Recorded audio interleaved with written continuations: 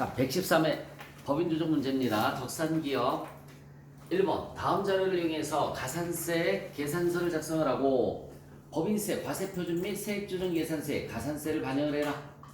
자, 여러분들 법인조정 2 찍어보세요. 법인조정 2 찍어서 가산세 계산서 클릭을 한번 해볼까요?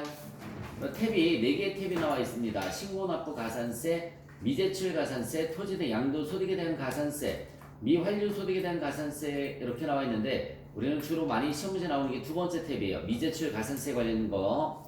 자, 첫 번째 자료를 보시면 적격 증명 서류, 미수치 관련 내역이 나와 있습니다. 자, 여기에서 적격 증명 서류라고 하면 세금 계산서, 신용카드, 현금 영수증을 의미하는 거겠죠. 다시 한번 세금 계산서, 그 다음에 신용카드, 현금 영수증을 의미하는 거다라고 보시면 돼요. 아래 항목을 제외하고 나머지 모든 금액은 적격 증명 서류를 가지고 있다. 소모품비 봤더니 320만원 모두 건당 3만원 초과 금액이다 라고 나와 있습니다. 여러분 3만원 초과는 적격 증명 서류를 갖춰야 되는데 적격 증명 서류를 갖추지 않고 뭐 간이영수증이나 이런 걸 받았다는 얘기가 되겠죠. 자, 소모품비 320만원이 일단은 제가 요 가산세 의미를 잠깐만 설명을 해드리면은 우리가 수익 마이너스 비용은 단기 순이익이에요. 여기에 얼마 들어갔냐면 320만원이 들어갔습니다. 320만원. 그러면 순이익이 320만원이 줄어들 거야. 순이익이 320만원이 줄어들어요. 근데 적격 증명 서류를 갖췄으면 상관이 없는데 뭐 만약에 간이영수증을 받았다라고 생각을 해주시면 돼요. 그러면 일단은 플러스 마이너스 세무 조정은 없어요. 플러스 마이너스 세무 조정은 없고요. 각 사업연도 소득 금액이 320만 원이 이렇게 줄어들 거야. 그럼 곱하기 법인세 세율이 그냥 원래는 9%인데 10%라고 이해하기 쉽게 10%라고 가정을 할게요. 그러면 산출세액이 얼마 줄어드냐면 320만 원에 10%로 가정을 했으니까 32만 원의 세금이 줄어들 거야. 32만 원의 세금이 줄어들 거야. 근데 적격 증명 서류를 갖추지 못했죠, 그쵸? 그래서 플러스 가산세를 몇 퍼센트 내야 되냐면 2%를 냅니다. 여러분들 32만 원의 2%. 32만 원의 2%면 얼마가 나올까요? 6,400원이 나오죠. 6,400원의 가산세가 나와요. 그러면 이렇게 하면은 결정세액은 결국은 미안해라. 32만 원의 2%가 아니죠. 32만 원의 2%가 아니라 320만 원에 여기 320만 원에 2%를 가산세로 내는 거야. 320만 원에 2%면 64,000원이에요. 64,000원에 가산세를 냅니다. 그러면 결정세액은 얼마만큼 줄어들면 되느냐면 32만 원에서 64,000원 빼니까 25만 6천원만 세금을 줄일 수 있다라는 얘기죠. 그래도 가산세 내고 세금 줄이는 게 난 거죠, 그죠? 가산세를 내더라도 세금을 줄이는 게 난 거예요. 현재 세율로 다 따지면 9%란 말이에요. 그럼 9% 세금 줄이고 2% 가산세 내는 거니까 7%만큼 세금을 줄일 수 있다라고 생각을 해주시면 되는 겁니다. 가산세 의미 아시겠죠? 비용으로 인정을 해주는 대신에 가산세를 내는 거다라고 생각을 해주시면 돼요. 그래서 여러분들 화면 어디에다가 입력해 주시면 되느냐면 맨 위에 지출증명서류 미수치 금액이 있어요. 지출증명서류 미수치 금액란에 320만원 그렇게 입력해 주시면 돼요. 320만원. 그러면 가산세가 얼마로 계산이 되느냐면 64,000원으로 가산세가 계산이 됩니다. 64,000원으로 가산세가 계산이 되고요. 자, 그 다음에 기업 업무 추진비 20만원 있습니다. 한 차례 접대로 지출한 금액이다 라고 나와 있습니다. 여러분 3만원 초과 카드미 사용에 해당하는 거죠. 3만원 초과 카드미 사용이에요. 3만원 초과 접대비는 신용카드를 썼어야 되는데 신용카드를 쓰지 않았다는 얘기죠. 법인카드를 쓰지 않았다는 얘기예요. 그래서 얘는 3만원 초과 카드미 사용에 해당하는 거기 때문에 전액 송금불산입이에요. 그러면 자, 여기 잠시만 볼까요? 기업 업무 추진비 가격이 20만 원이 갔어요. 20만 원. 순이익이 20만 원만큼 줄어들 것이다. 순이익이 20만 원만큼 줄어들 것이다. 근데 적격 증명 서류를 갖추지 못했죠. 접대비로서 3만 원 추가 카드비 사용이에요. 플러스 순금 불산입이라고 배웠을 거예요. 순금 불산입 20만 원. 소득 처분은 기타 사회 유출입니다. 그러면 각 사업년도 소득 금액을 줄일 수 있는 게 없죠. 제로가 되잖아. 그러면은 제로니까 세금을 줄일 수 있는 게 있어요, 없어요? 없어요. 가산세도 계산할 게 있다, 없다? 없다라는 얘기입니다. 가산세도 계산할 게 없다. 그래서 송금불산입되는 것은 가산세 부과 대상이 아닙니다. 다시 한번 말씀드릴게요. 송금불산입되는 것은 가산세 부과 대상이 아니다라고 생각해 주시면 돼요. 가산세 부과 대상이 아니다. 송금불산입되는 것은 가산세 부과 대상이 아닙니다. 메모 잘 해놓으시면 돼요. 자, 첫 번째 거는 소모품비는 다시 한번 말씀드릴게요. 소모품비는 비용으로 인정을 받는 대신에 가산세를 2% 내는 거고요. 기업 업무 추진비는 3만 원 추가 카드미 사용으로서 송금불산입 당하니까는 세금을 줄일 수 있는 게 없단 말이죠. 그래서 가산세 대상이 아니다. 자, 세 번째 임차료라는 게 나와 있죠. 임차료. 간이과세자인 임대인으로부터 공급받은 부동산 임대 용역에 대한 임차료로서 경비 등 송금 명세서를 작성해서 제출하였다라고 나와 있습니다.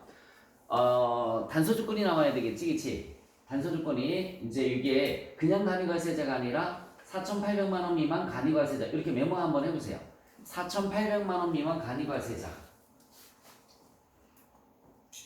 왜냐면 4,800만 원 미만 간이과세자는 세금 계산서를 발행할 수 있어요, 없어요? 없단 말이에요. 4,800만 원 미만 간이과세자는 세금 계산서를 발행할 수가 없기 때문에 세금 계산서 대신에 경비 등 송금 명세서를 작성해서 제출을 해주시면은 비용 인정 받을 수 있습니다. 그리고 가산세를 계산할 게 없어요. 그래서 이 문제는 앞에 단서 조건이 4,800만 원 미만 간이과세자를 집어넣어 주시면 돼요. 그러면 가산세 없어요. 요 당시는 그런 규정이 없었단 말이야. 113일 때는. 자, 다시 한번 앞에 간이과세자 앞에 4,800만 원 미만 간이과세자 4,800만 원 미만 요 글자를 집어넣으시면 돼요. 그러면은 경비 등 송금 명세서를 작성해서 제출하고 인정받을 수 있어요. 근데 만약에 여기 봐요.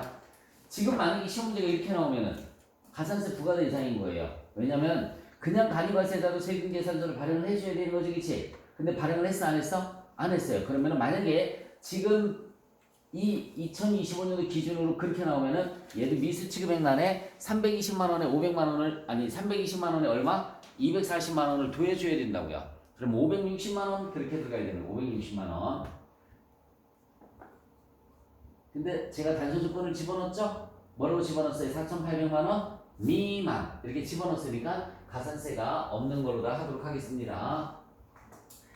자, 그 다음에 사업연도 중 2번 자리 보시면 주식 등 변동 상황이 발생하였는데 법인세 신고 시 담당자 실수로 주식 등 변동 상황 명세서를 제출하지 않았습니다. 미제출된 주식의 액면 금액은 1억 원이며 미제출 기간은 1개월을 초과하였다라고 나와 있어요. 자, 밑줄 쳐보실래요? 주식 등 변동 상황 명세서 미제출에 밑줄 쳐주시고 1%라고 써보세요. 1%입니다. 얘는 화면 봐요. 화면에 보시면 지급 명세서 밑에 주식 등 변동 상황 명세서 미제출이 있어요. 미제출 안에 1억 원을 입력을 해주시면은 1억 원 입력해주시면은 1억 원 입력했어요? 미제출란에 어디 도망갔어? 여기 있잖아. 그치? 얘는 주주 등 명세서고 주식 등 변동 상황 명세서 미제출란에 1억 원 입력해 주시면은 1000분의 10 1% 100만 원이 계산이 됩니다. 100만 원. 자, 계산됐죠? 토탈 가산세가 얼마가 되느냐면 토탈 가산세가 맨 밑으로 쭉 내리면은 그래서 106만 4천 원이 나올 거예요. 106만 4천 원. 빠져나와 보세요. 빠져나와서 저장하시고 빠져나와서 법인세, 과세표준 및 세액조정 계산세 가서 아무것도 건들지 말고요. 아무것도 건들지 말고 우측에 가산세에만 100 얼마? 6만 4천 원인가요? 네, 그렇게만 반영을 해주시면 돼요. 아무것도 건들지 말고 다른 건 입력하지 말고요. 가산세 20번 가산세에 가서 20번 가산세에 가서 106만 4천 원만 입력해 주시고 빠져나오시면서 저장하시면 되는 겁니다. 다른 거 불러오시면 안 돼요. 이 문제는 가산세를 계산해서 거기에 반영하는 문제였습니다. 자, 그 다음에 2번 문제 보겠습니다. 다음 외화 거래 자료를 이용해서 외화 자산 등 평가 자손인 명세서를 작성을 해라. 그리고 필요한 세무 조정을 해라 라고 나와 있습니다. 박스 안에 봤더니 외상 매출 외상 매입금이 나와 있고요. 화폐성 외화자산 부채는 위 제시된 자료뿐이다. 밑줄 쳐보세요. 화폐성 외화자산 부채.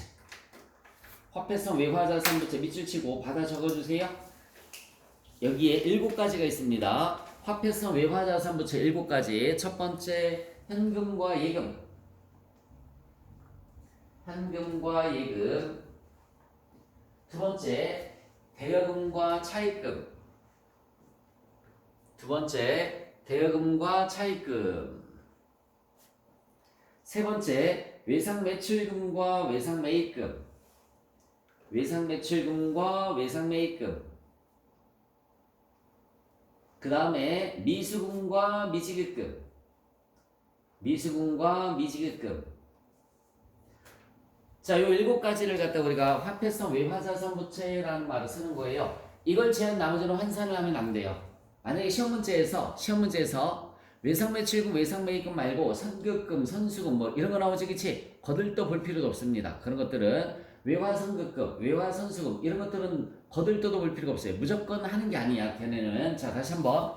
화폐성 외화자산 부채는 현금과 예금, 그 다음에 대여금과 차입금, 외상 매출금과 외상 매입금, 그 다음에 미수금과 미지급금 이렇게 돈으로 주고받는 것들만 화폐성 외화자산 부채라는 말을 쓰는 거야. 나머지는 해당 사항이 없으니까 절대 뭐 외화선수금, 외화선급금 이런 것들이 나와도 절대로 환산을 하면 안 된다. 자, 자료를 더 읽어보겠습니다. 회사는 법인세 신고 시 사업연도 종료일 매매 기준일로 평가하는 방법으로 화폐성 외화자산 등 평가 방법 신고서를 작성을 해서 제출을 했는데 평가를 하지 않았다라고 나와 있어요. 밑줄 쳐보세요. 평가를 하지 않았다. 밑줄 쳤어요? 12월 31일자로 분계를 하지 않았다. 이렇게 써보세요. 12월 31일 날짜로 분계를 하지 않았다. 분계를 수동계산하지 않았다는 얘기예요. 여러분들 왜 수동계산할 때 외화환산 손실 이런 분계 해본 적 있죠? 그런 분계를 했다 안 했다? 안 했다는 얘기입니다. 세무조정은 각 자산부채별로 하기로 한다라고 나와 있어요. 그러면 자, 외상매출금부터 한번 따져보도록 하겠습니다. 이 칠판 한번 볼까요? 외상매출금이 몇 달러라고 나와 있나 한번 보세요. 외상매출금이 5만 달러 나와 있습니다. 5만 달러. 발생일 당시 환율은 얼마라고 나와 있냐면 1,300원이 나와 있고요. 결산일의 환율이 1,250원 나와 있어요. 1,250원. 그러면 계산해 볼래요? 발생 당시 환율이 1,300원인데 결산일의 환율이 1,250원이니까 50원만큼 손해봤죠. 50원 곱하기 5만 달러. 그러면 250만 원 손해지겠지? 자, 그러면 이런 분계를 여기 봐요. 12월 31일 날짜로 차변에 잠깐만 여기 봐. 외화 환산 손실 250만 원. 대변에는 외상 매출금. 250만 원. 자, 이런 분계를 했었어야 된다는 얘기지. 12월 31일 날짜 수동결산으로. 자, 다시 한번 1,300원짜리가 1,250원이 됐으니까 50원만큼 줄어들었어요. 그럼 50원 곱하기 5만 달러에서 250만 원만큼이 손해란 말이에요. 차분에 외화환산 손실 250만 원, 대변에 외상매출금 250만 원. 이렇게 정상적으로 했으면은 세무조정은 없습니다. 이렇게 정상적으로 했으면 세무조정 없어요. 자, 이거 하나만 먼저 볼 테니까 봅시다. 자, 여러분들 화면에서 과목별 세무조정에서 외화평가차손익 조정명세에서 클릭 한번 해봐요. 클릭했어요? 그럼 위에가 외화자산이고 중간쯤에 보면 외화부채 아랫부분이겠지? 이렇게 되어 있습니다. 그럼 제일 첫 번째 외화종류 F1 눌러서 미국 쳐보세요. 미국. 그러면 US 달러라고 나오죠? 외화 금액이 몇 달러라고 나와 있습니까? 5만 달러라고 나와 있어요. 외화 금액은 5만 달러. 자, 외화 금액이 5만 달러 이렇게 입력을 해주시면 되고요. 외화 금액에 5만 달러로 입력해 주시면 되고 그 옆에 장부가액이 나와 있습니다. 여러분 이 잠시만 봐요. 그 옆에 장부가액은 여기 잠깐만 볼래? 요거는 뭘 입력하는 거냐면 요 장부가액은 발생일의 환율 또는 여기 잠깐만 고개 들어보세요. 환율이 3개일 때는 전기말 환율. 제가 여기 잠깐만 고개 들어보세요. 전기말 환율이 있으면 전기말 환율을 입력하는 거고요. 전기말 환율이 없으면 발생일의 환율을 입력하는 겁니다. 자, 얘가 있으면 얘를 입력하는 거고 얘가 없을 때 발생일의 환율을 입력하는 거다라고 생각을 해주시면 돼요. 입력하는 순서가 자, 전기말 환율이 있어요, 없어요? 거기 보면 전기말 환율이 없죠, 그쵸? 그러니까 얘는 발생일의 환율로 들어가는 거야. 발생일의 환율이 얼마예요? 1,300원. 1,300원 이렇게 입력해 주시면 돼요. 그러면 장부가액은 5만 달러 곱하기 1,300원에서 5, 1, 4, 5, 35, 6,500만 원 이렇게 떴을 거예요, 그렇죠? 원화 금액이 6,500만 원 떴고요. 그 다음에 이제 장부가액 옆에 또 뭐라고 나와 있을까? 장부가액 옆에 평가금액이라고 나와 있어요. 평가금액은 뭘 입력하면 되느냐면 여기 잠깐만 봐. 평가금액은 매매 기준율을 입력해 주시면 돼요. 매매 기준율을 입력해 주는 겁니다. 자, 매매 기준율이 얼마라고 나와 있어요? 1,250원 나와 있어요. 1,250원. 달러당 이게 그죠? 1달러당 1,300원 입력했고요. 얘는 1,250원을 입력하는 거야. 1,250원을 입력하면 여기 봐요. 다 5만 달러를 기준으로 하는 거니까 5만 달러 곱하기 1,300원에서 6,500만 원 나왔고요. 5만 달러 곱하기 1,250원 이렇게 해주시면 얼마라고 나올까요? 6,250만 원 이렇게 나옵니다. 6,250만 원. 6,250만 원이 나와서 맨 끝에 보시면은 조정 금액이 평가손익이 얼마라고 나와 있어요? 마이너스 250만 원 나와 있어요. 여기 봐. 평가손익이 마이너스 250만 원 나와요. 마이너스 250. 그럼 여러분 잘 봐. 이 마이너스가 의미하는 게 바로 뭐냐면 손실을 의미하는 거예요. 손실. 자, 이렇게 분개를 했으면 세무조정할 게 없다고 그랬죠, 그렇죠? 이게 첫 번째 탭이에요. 첫 번째 탭. 그러면 두 번째 탭에서 찍어봐요. 두 번째 탭 찍었습니까? 세 번째 탭. 미안해요. 세 번째 탭 찍어주시면은 화면 중간쯤에 당기 손익금에 해당하는 게 마이너스 250이지, 그치? 맞아요? 당기 손익금에 해당하는 게 잘 봐. 당기 손익금 해당액이 마이너스 250이에요. 마이너스 250인데 얘랑 비교를 하는 게 바로 뭐냐면 거기 옆에 뭐라고 써 있어요? 회사 손익금 계상액 이렇게 써 있어요. 회사 손익금 계상액이라고 써 있단 말이에요. 이거는 뭘 얘기하는 거냐면 이거 얘기하는 겁니다. 요 분개한 거. 얘가 250만 원 손실이니까 마이너스 250만 원 이렇게 입력해봐요. 그러면 조정액이 없어질 거야. 조정액이 없어질 거예요. 조정액은 없어졌죠, 그쵸? 자, 만약에 여기 잠깐만 고개 들어보세요. 12월 31일 날짜에 분개를 했다라고 나오면 거기 평가를 하지 않았다가 아니라 평가하였다라고 나오면 이렇게 작성을 해주시면 되는 겁니다. 그러면 세무조정할 거 없어요. 이렇게 입력하고 끝나는 거야, 그냥. 세무조정할 거 없어요. 자, 다시 한번 말씀드릴게요. 평가를 하였다, 즉 분개를 하였다라고 나오면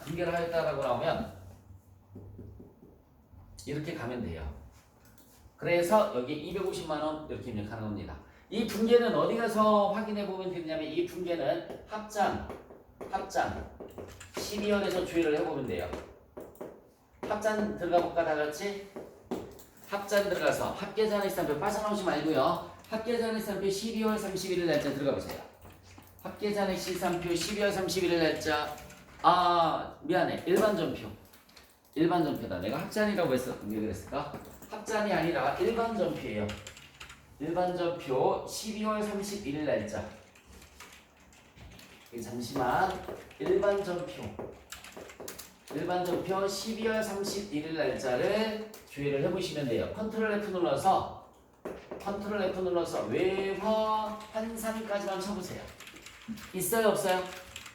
외화 환산 있어요 없어요? 없습니다. 그러니까는 여기 잠깐만요. 거기서 조회를 했는데 없으면은 분계를 했다 안 했다? 안 했다는 얘기죠, 그쵸? 만약에 거기 가서 조회를 했는데 이 분계가 있어요? 그러면은 여기다 이렇게 입력을 해주시면은 조정액은 없어지는 겁니다. 세부 조정할 거 있어요 없어요? 없어요. 자, 그런데 지금 문제는 이 분계를 했어 안 했어? 안 했죠, 그쵸? 이 분계를 안 했단 말이에요. 이 분계를 안 했어요. 그러면은 얘가 없는 거지. 지워보세요. 그러면 조정액이 마이너스 얼마 떴어요? 250만 원. 이렇게 뜬 겁니다.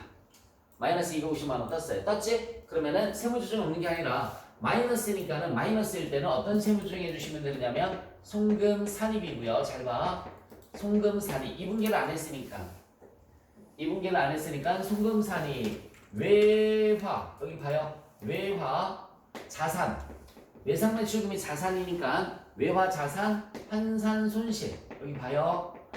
외화자산 환산손실. 요 글자를 반드시 붙여주세요. 외화자산 환산손실 250만원. 소득처분은 유보 발생. 이렇게 되는 거예요. 소득처분은 유보 발생. 자, 요거 없어지고 마이너스가 나왔어요. 그러면 마이너스가 나오면 송금산입 외화자산 환산손실이 되는 겁니다. 자, 여러분들 세 번째 탭 잠깐만 찍어봐봐. 찍었지? 회사 손익금 계상에 입력 안 했죠? 그럼 맨 우측에 조정액이 마이너스 250만원 떴을 거야. 다 같이 조정 등록 찍어보세요. 조정 등록 찍었으면 송금산입이니까 우측에 가서 직접 입력하세요. 그냥 외화자산 환산 손실. 외화자산 환산 손실 금액은 250만원 유보 발생. 소득명세 외화자산 환산 손실 송금산입하고 유보로 소득처분함. 외화자산 환산 손실 송금산입하고 유보로 소득처분함. 얘들아, 만약에 일반전표를 조회를 했는데 이거 잠깐만 보자. 만약에 일반전표 12월 31일 날짜를 조회했는데 얘가 100만원이 있어. 얼마? 분계를 했는데 250을 안 하고 100만원만 했어. 그럴 수 있지, 그치? 다른 환율로 평가를 했을 수도 있으니까. 그런 시험 문제 나와요, 실제. 일반전표 12월 31일 날짜를 조회했더니 외화를 조회했더니 얘가 100만원이 있더라. 100만원만 분계를 했어. 그러면 여기 얼마 입력하면 되는 거야? 마이너스 100만원. 여기 마이너스니까 손실은 마이너스로 입력하는 거예요. 마이너스 100만원 입력한다. 마이너스 100만원. 여기 입력해봐. 마이너스 100만원. 그러면 마이너스 150만원 뜨지, 그치? 떴어 안 떴어? 떴어요. 그럼 마이너스 150만원만 송금산입 외화자산 환산 손실 150만원 유보 발생 이렇게 하는 거야. 그래서 손실은 마이너스로 입력하는 거야. 알겠어요? 자, 지금은 지워주세요. 마이너스 100 지워주세요. 없으니까 입력한 거 아니야. 자, 다시 첫 번째 탭으로 돌아와서 이제 외상매입금 부채 입력할 거예요. 하단 부분에 해야 돼요. 하단 부분에 외화금액이 몇 달러라고 나와 있어요. 외상매입금은 외화금액이 몇 달러? 일단은 여러분 전기말 환율이나 발생일 환율이랑 똑같네. 결론부터 내고서 할게요. 1,300원짜리가 얼마가 됐어요? 1,250원이 됐지? 외상매입금은 잘 봐. 외상매입금은 1,300원짜리가 1,250원 50원 줄어들었으니까 갚을 돈이 줄어든 거지, 그치? 이익이에요. 50원 곱하기 3만 달러에서 150만 원 이익이야. 그래서 얘는 분계가 12월 31일 날짜로 외상매입금이 150만원, 대변에는요 외화환산이익, 대변에는 외화환산이익 150만원. 이렇게 원래는 분계를 했었어야 되는 거지, 그치? 결론부터 하면 이렇게 분계를 했었으면은 세무 조정할 게 있어요 없어요? 없어요, 그치? 근데 아까 우리 일반전표 조회해봤지, 그치? 외화 자체가 있었어요 없었어요? 없었어요. 그 이 분계를 안 한 거야. 이 분계를 안 했으니까 어떤 세무 조정해 주시면 되느냐면 입금이 누락됐으니까 입금 산입이죠. 얘는 송금이 누락됐으니까 송금 산입인 거고요. 얘는 입금이 누락됐으니까 입금 산입을 해주면 되는 거야. 입금 산입 외화, 요번엔 자산이 아니라 뭐죠? 부채. 외화 부채 환산 이익 금액은 150만 원이고요. 소득 처분은 유보 발생. 결론이 이겁니다. 결론이 이거예요. 자, 외상매입금은 50원만큼이 줄어들었단 말이에요. 줄어들었으니까는 이익이야. 외상매입금은 50원 곱하기 3만 달러에서 150만 원이 이익이야. 차분히 외상매입금 150, 대신에 외화환산이 150 이렇게 분기했으면 세무조정할 게 없는데 없었어요. 그래서 입금산이 외화부채 환산이 150만 원 유보 발생해 주는 거야. 자, 화면 입력 한번 해볼게요. 외화금액에 요 라인에 3만 달러 입력하시고요. 3만 달러. 외화 종류는 US 달러입니다. 미국 선택해 주시고 외화금액은 3만 달러. 외화금액은 3만 달러 입력해 주셨으면 여기다 외화 부채잖아, 그치? 밑에다가 3만 달러. 그 다음에 적용 환율은 여기 봐요. 장부가액은 뭐 입력하는 거라고 했어요? 장부가액은 발생일 또는 전기말인데 둘 다 똑같지, 그치? 다르면 뭘 입력하라고 그랬어요? 전기말의 환율을 입력하는 거예요. 전기말의 환율 1,300원. 전기말의 환율 1,300원. 이렇게 곱해주시면은 얼마 나올까요? 3,900만 원 나오네. 3,900만 원. 자, 평가금액은 결산일의 매매의 기준일을 입력하는 거라고 그랬어요. 1,250원 입력하면은 얼마 나올까? 3일은 4, 3일은 6, 3, 5, 15, 3,750만 원 이렇게 나오죠. 3,750만 원.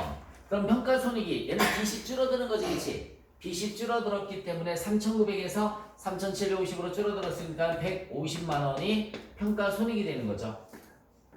그치? 150만 원 평가손익 이익에 플러스가 나오면 지금 플러스가 나왔죠? 플러스는 뭐냐면 이익을 의미하는 거예요. 자, 세 번째 탭으로 돌아가서 자, 여기 봐요. 단기 손익금에 해당하는 게 얼마지? 단기 손익금에 해당하는 게 그대로 150이에요. 단기 손익금에 해당하는 게 150. 근데 회사에서 계산한 게 만약에 150만 원 이렇게 했으면 조정이익이 떴을 텐데 회사에서 했어요, 안 했어요? 안 했죠.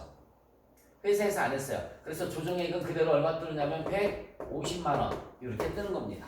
근데 이제 두 개가 합쳐져서 여기 봐요. 두 개가 합쳐져서 얘는 마이너스 250이고 얘는 플러스 150이잖아, 그치? 그러니까 마이너스 얼마?